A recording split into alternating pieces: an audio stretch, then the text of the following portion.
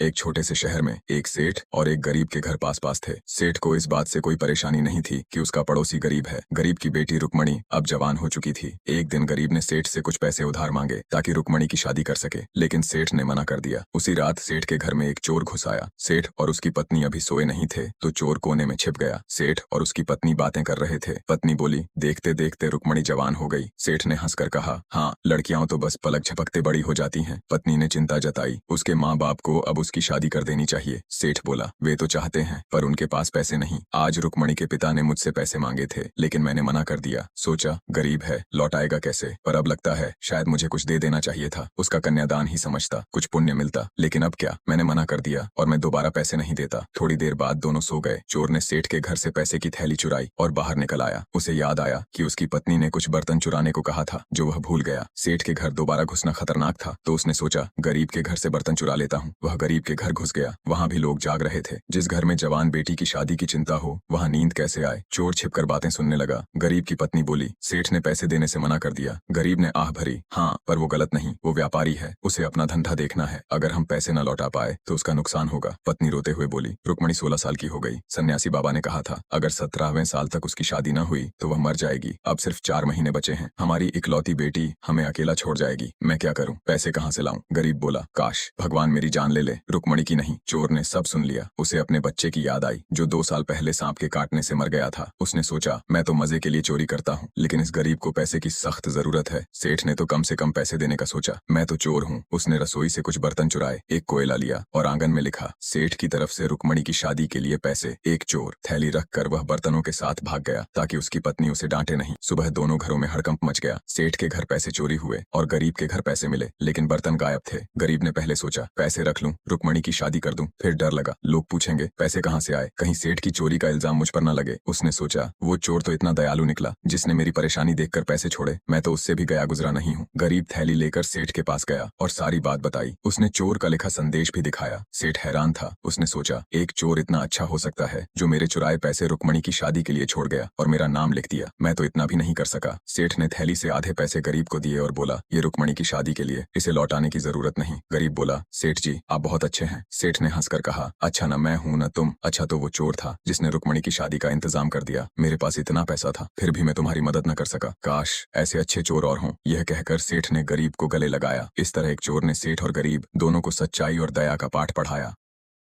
दोस्तों वीडियो अच्छी लगी तो लाइक और कमेंट करके चैनल को जरूर सब्सक्राइब कर देना। आपका बहुत बहुत धन्यवाद।